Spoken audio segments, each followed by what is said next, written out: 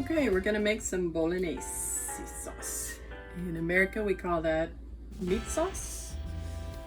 It's gonna be sauce for our, could be sauce you just throw over pasta. It could be sauce that you make with lasagna or any other sort of pasta. Today we're gonna add it and make lasagna with it. First thing we're doing is putting a little olive oil in the pan. Then we're gonna add our vegetables. Let's do the onions first. And this is just below medium.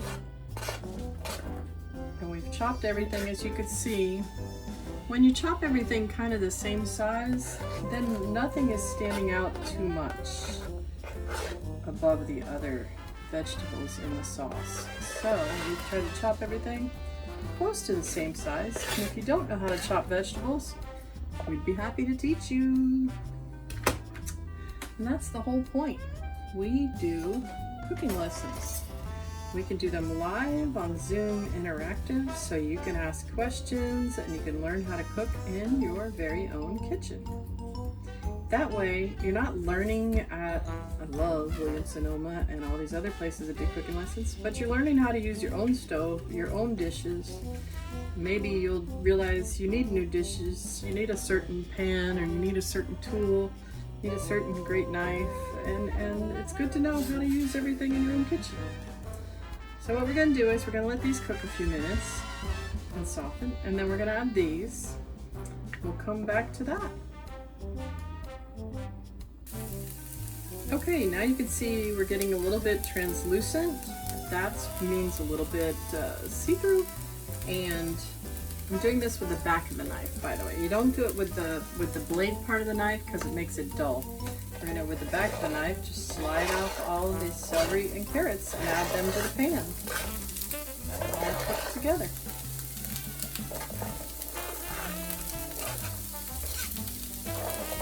And this is another nice tool. It's a flexible cutting board from IKEA, so you can kind of do what I'm doing. You bend it to where it flexes a little and you can get everything in the pan instead of all over the stove.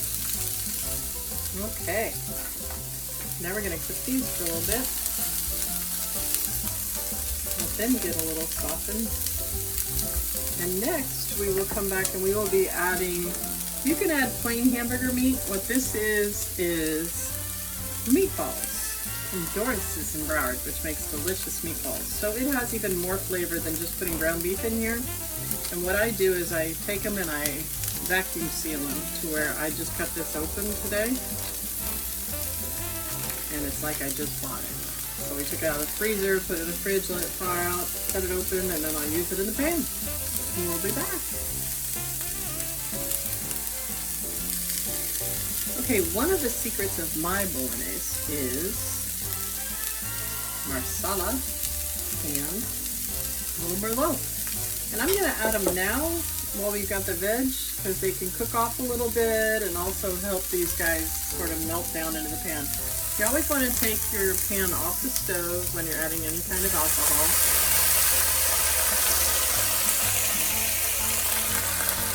Because if it's alcohol, it could light up the whole bottle. And that's not great. Not great at all. So that was the marsala, and this is the merlot. And as you can see, I just sort of give it a little glug. That's an official measurement in my book. There's a glug of marsala and a glug of merlot.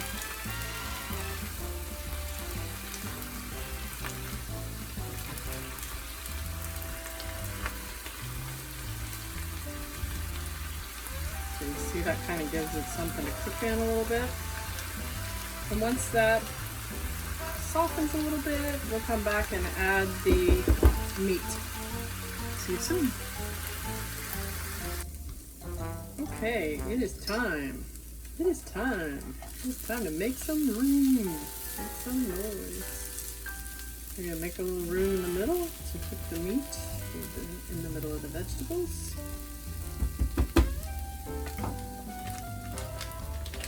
And again, this was meatball. Meat which has more flavor than just throwing ground beef in here. So, let's smush it out a little bit. And then we'll be breaking it up in the pan. Wash my hands.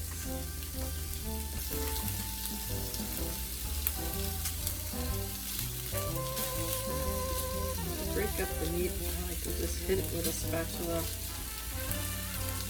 Get it going. Now we've gone up to like a medium. We don't want to burn anything, but we want to get a little heat. We're just below medium in the pan now. Because you got to get to know your stove, and our stove likes to run hot. So, you have to know when to turn it down just a little bit. Be within the right temperature. You want to brown it a little bit, you want to cook it a little bit, you just don't want to burn it. So we'll be over here doing this. Chop, chop, chop, chop, chop, chop, chop. And we'll be back to show you what it looks like.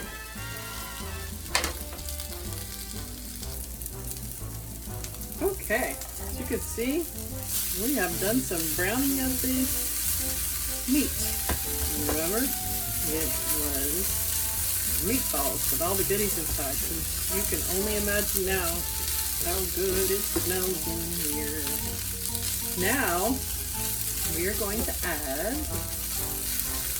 this can cook a little while, 6 ounces of water that's been combined with better than bouillon beef. A little spoonful of that. I always microwave, heat up the water, and then put a spoonful in and make sure it's dissolved well. Oh. Can you still see? Make some steam.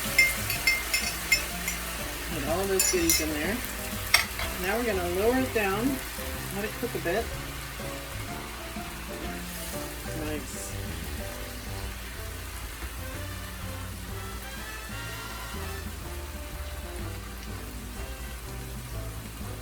Let that all simmer together. Coming down to low, okay? And we're gonna let that cook a bit. We'll be back. Okay, now the recipe calls for 14 ounces of chopped tomatoes, tomato sauce, depends what you want to use. I'm using chopped tomatoes. I like chopped tomatoes. I also like whole tomatoes because then you know exactly what you're getting. But this is a very nice brand of tomatoes. And it calls for 14 ounces and this is 26. So we're going to use half or all. We're going to see what we want to use. Give it a squeeze. I'm going to see what looks good. How about that? Might be all of it. Might be almost all of it.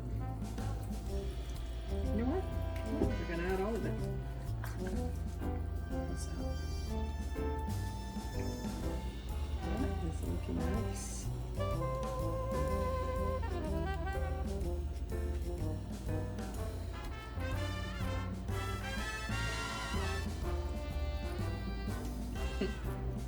I'm going for it.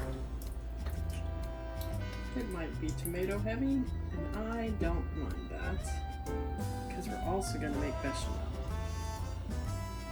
So we will have all the things, and we'll have plenty of it. Yes, that looks very nice. So we're going to let this cook quite a while to let the flavors meld together. We're going to add a crazy ingredient, which is milk. But we're going to let this cook as is a little bit, and then the milk will come in and mellow it all out a little bit. So I will see you. Leave this on just above low.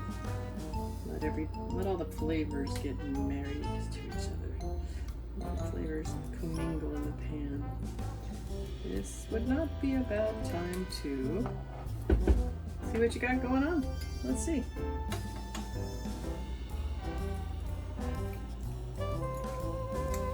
That is already delicious.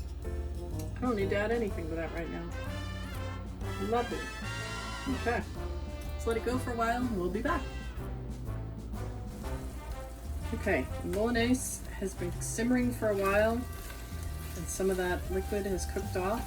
we are going to add what seems like a crazy ingredient, 6 ounces of milk. And it can be any kind of milk you like. In my case, it's actually oat milk. It could be regular milk, skim milk, any kind of milk you prefer. It's going to add, as you can see, a little creaminess to the dish. A little more liquid for it to cook.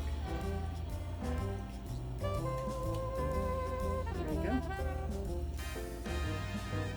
And you want to keep simmering it a bit so all the flavors get together in there. Stir it up real well. And it just makes it a little more creamier. And it takes a little bit of that acidity from the tomato sauce out. We're actually going to cover it and turn it down to low so it can simmer a while and we don't lose all the liquid that we have in there. So we'll just let that relax on low for another half hour. Okay, so that is what the finished bolognese looks like. You can take the lid off if you need it to be a little less liquidy. If you're putting it with pasta that needs a liquid, if you're doing dry noodles, you might want to keep that in there. I'm going to do fresh noodles, so I won't need all that liquid, but I'm going to let it simmer for a little while. But that is the done product. Beautiful, and yes, I tasted it. And no, I don't feel the need to add anything to it right now. Enjoy, let me know if you make it.